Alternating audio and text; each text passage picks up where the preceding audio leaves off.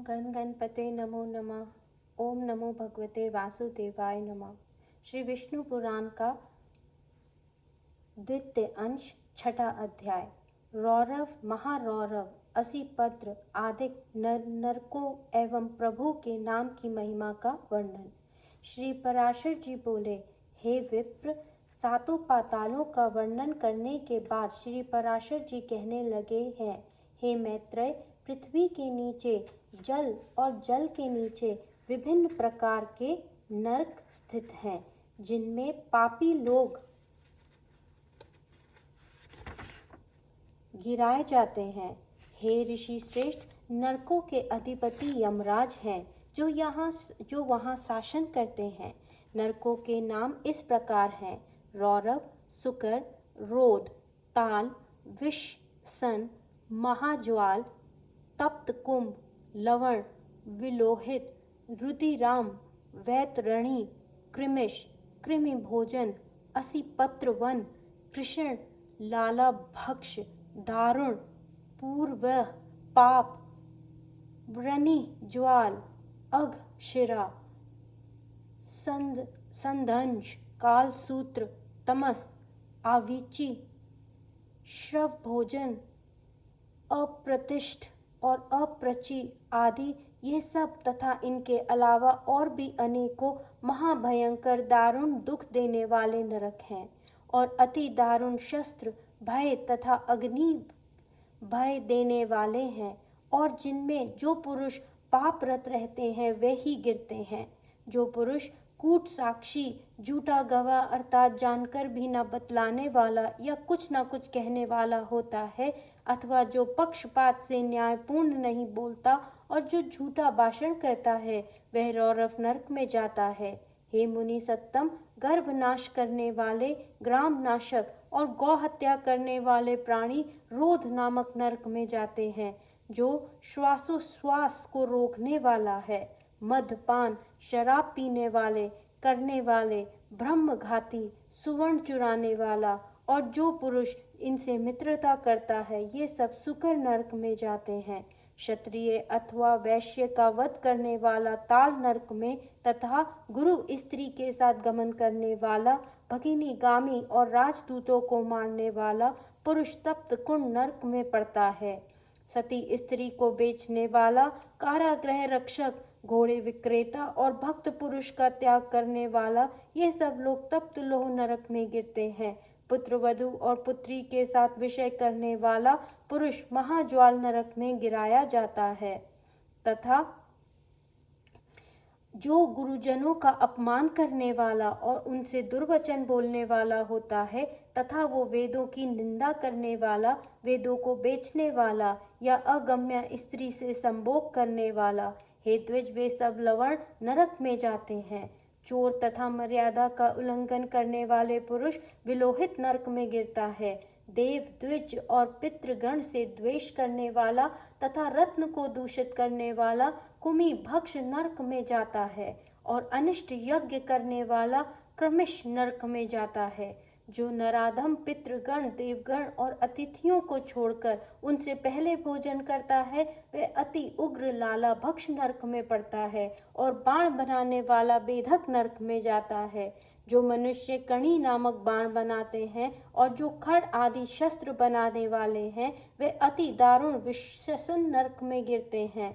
असतपति ग्रह दूषित उपायों से धन संग्रह करने वाला, अयाच्य याचक और नक्षत्रोपजीवी नक्षत्र विधाकों को न जानकर भी उसका ढोंग रचने वाला पुरुष अधोमुख नरक में पड़ता है।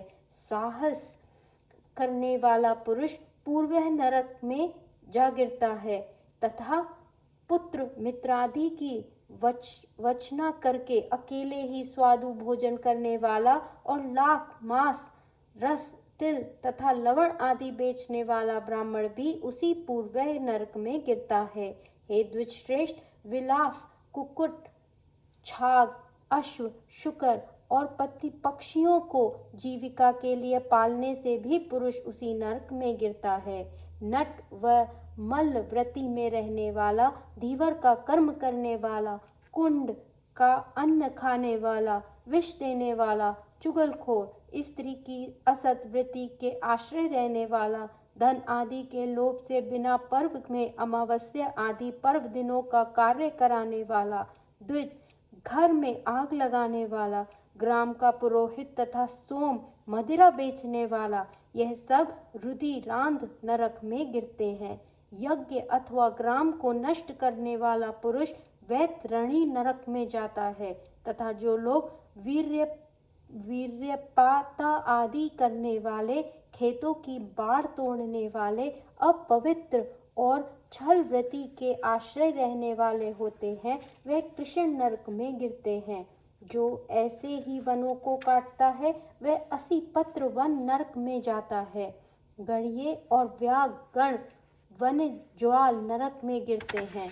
हे द्विज सत्तम, जो कच्चे घड़ों अथवा ईंट आदि को पकाने के लिए उनमें अग्नि डालते हैं वह भी उस नरक में जाते हैं। व्रतों को लोप करने वाले तथा अपने आश्रम से पतित दोनों ही प्रकार के पुरुष संदश नामक नरक में जाते हैं। जिन ब्रह्मचर्यों का दिन में तथा सोते समय बुरी भावना से वीर्यपात हो जाता है अथवा जो अपने ही पुत्रों से पढ़ते हैं वह लोग शवभोजन नरक में गिरते हैं। इस प्रकार के अन्य सैकड़ों तथा हजारों नरक हैं जिनमें दुष्कर्मी लोग अनेकों प्रकार की यातनाएं भोगा करते हैं। इन उपरोक्त पापों के समान और भी सहस्त्र पाप कर्म हैं। उनके फल मनुष्य भिन्न भिन्न नरकों में भोगा करते हैं।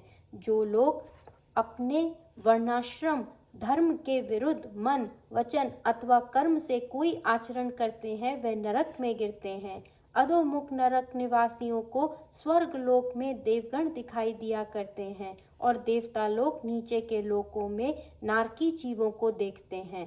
पापी लोग नरक भोग के अनंतर कर्म के स्थावर, कृमि, जलचर, पक्षी, पक्षु, मनुष्य, धार्मिक पुरुष, देवगण तथा मुमुक्षु होकर जन्म ग्रहण करते हैं।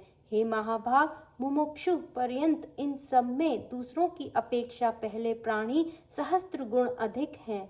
जितने जीव स्वर्ग में हैं उतने ही नरक में। जो पापी पुरुष अपने पाप का प्रायश्चित नहीं करते वे ही नरक में जाते हैं। तदुपरांत भिन्न भिन्न पापों के अनुरूप जो जो प्रायश्चित हैं उन्हीं उन्हीं को महर्षियों ने वेदार्थ का स्मरण करके बतलाया है। हे मैत्रेय, स्वयंभुव मुनि आदि स्मृतिकारों में महान पापों के लिए महान और अल्पों के लिए अल्प प्रायश्चितों की व्यवस्था की है, किंतु जितने भी तपस्यात्मक और कर्मात्मक प्रायश्चित हैं उन सब भी श्री कृष्ण स्मरण सर्वश्रेष्ठ है। जिस पुरुष ने चित्त में पाप कर्म के अनंतर पश्चाताप होता है उसके लिए ही प्रायश्चितों का विधान है, किंतु ये हरिस्मरण तो एकमात्र स्वयं ही परम प्रायश्चित है। प्रातःकाल, सायंकाल, रात्रि में अथवा मध्य में किसी भी समय श्री नारायण का स्मरण करने से पुरुष के समस्त पाप तत्काल क्षीण हो जाते हैं। श्री विष्णु भगवान के स्मरण से समस्त पाप राशि से भस्म हो जाने से पुरुष मोक्ष पद प्राप्त कर लेता है। स्वर्ग लाभ तो उसके लिए विघ्न रूप माना जाता है। हे मैत्रेय, जिसका चित्त जप, होम और अर्चना आदि करते हुए निरंतर भगवान वासुदेव में लगा रहता है उसके लिए इंद्र पद आदि फल तो अंतराय विघ्न है। कहाँ तो पुनर्जन्म के चक्र में डालने वाली स्वर्ग प्राप्ति और कहाँ मोक्ष का सर्वोत्तम बीज वासुदेव नाम का जाप। इसीलिए हे मुने, श्री विष्णु भगवान का निरंतर स्मरण करने से संपूर्ण पाप क्षीण हो जाने के कारण मनुष्य फिर नरक में नहीं जाता। हृदय को प्रिय लगने वाला ही स्वर्ग है और उसके विपरीत ही नरक है। हे द्विजोत्तम, पाप और पुण्य ही के दूसरे नाम नरक और स्वर्ग हैं। जबकि एक ही वस्तु सुख और दुख तथा ईर्ष्या और कोप का कारण हो जाती है तो उसमें वस्तुता ही कहाँ है, क्योंकि एक ही वस्तु कभी प्रीति की कारण होती है तो वहीं दूसरे समय दुखदायिनी हो जाती है, और वहीं कभी क्रोध की हेतु है तो कभी प्रसन्नता देने वाली है। अतः कोई भी पदार्थ दुखमय नहीं है और ना कोई सुखमय है। यह दुख सुख तो मन के ही विकार हैं। परमार्थ ज्ञान ही परब्रह्म है और अविद्या की उपाधि से वह बंधन का कारण है। ये संपूर्ण विश्व ज्ञानमय ही है, ज्ञान से भिन्न और कोई वस्तु नहीं। हे मैत्रेय, विद्या और अविद्या को भी तुम ज्ञान ही समझो। हे द्विज, इस प्रकार मैंने तुमसे समस्त भूमंडल, संपूर्ण पाताल लोक और नरकों का वर्णन कर दिया। समुद्र, पर्वत, द्वीप, वर्ष, नदियों, इन सभी में मैंने संक्षेप से व्याख्या कर दी।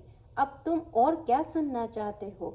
इस प्रकार श्री विष्णु पुराण के दूसरे अंश का 6वां अध्याय समाप्त। ओम नमो भगवते वासुदेवाय नमः।